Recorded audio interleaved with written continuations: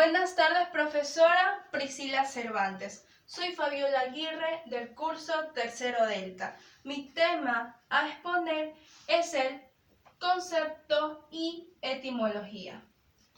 Mi tema abarca muchos subtemas, como lo es su origen, su historia, sus características, su ciencia, su estructura y su desarrollo y su resumen, su conclusión. Ahora vamos a ver el origen, el principio desde dónde comenzó y de dónde se creó, que fue en latín y esta a su vez del griego. Vamos a hablar su concepto. La definición de la palabra etimología es una palabra individual que comprende el estudio del origen de las palabras mediante su investigación y su información. Su estructura es una evolución cronológica a través de una línea de tiempo.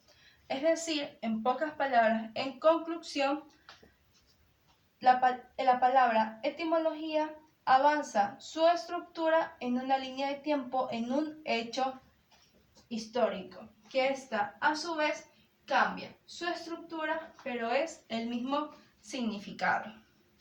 Sus cambios ocurridos, como estamos hablando, asimismo, para obtener alguna fuente directa. Es decir, por ejemplo, su estructura mediante métodos lingüísticos y comparativos. La pueden reconstruir como asimismo sus datos son muy relativos a las lenguas sumamente antiguas. O sea, la palabra que proviene de una lengua antigua a su vez va cambiando con el paso del tiempo. Ahora, vamos a hablar de su historia. El poeta y filósofo Pilandro utilizaba las etimologías para halagar a sus pintores, a sus poetas y a sus escritores. También estamos hablando del poeta griego Plutarco. Empleó la etimología basada en la inseguramente enfanticiosas semejanzas de los sonidos. Es decir, una de las definiciones tempranas de la etimología es además aporta en una idea bastante similar, es decir, de una concepción clara, precisa y concisa. Mediante la época clásica, donde la literatura era la moda y los griegos. En poco contexto, una etimología proviene a ser como una jerga. Estamos hablando el vocabulario de los jóvenes español, una palabra muy común y muy concurrente, la palabra flipar. Si alguien me viene a decir una persona flipar, un español, yo me quedo. Esa palabra es desconocida para mí, para los ecuatorianos, pero flipar es muy diferente. Flipar significa asombro y que me impresionó la primera vez que lo vi. Esa palabra viene de hechos históricos. Ahora estamos hablando de la línea de tiempo. Estamos hablando de la época griega y a través del tiempo esa palabra fue cambiando hasta llegar a la palabra flipar. Su contexto y su estructura y su fuente es muy diferente. Con el paso del tiempo fue cambiando. Le estoy diciendo algo muy resumido para que ustedes, el personal, entiendan. Pero su resultado es lo mismo, que es la palabra asombro. Para nosotros los ecuatorianos la palabra asombro es entendible y significativa, pero la palabra flipar no. Eso sucede porque a través del tiempo su estructura fue cambiando.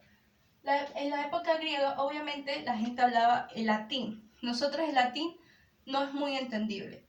Pero como fue cambiando, hasta llegar a la palabra asombro y flipar. Ahora, como una jerga.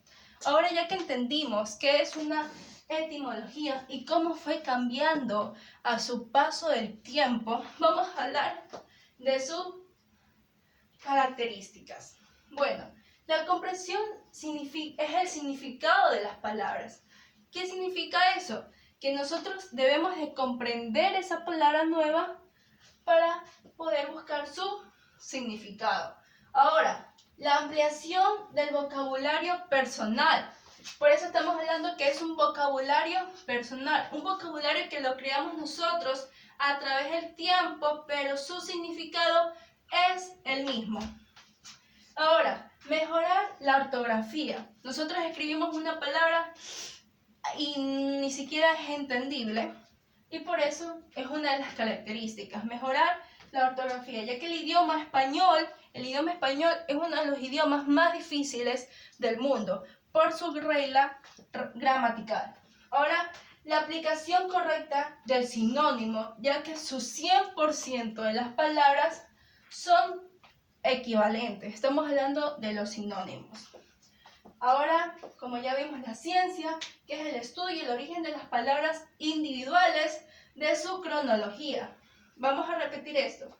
Estudio y origen de palabras individuales de su cronología.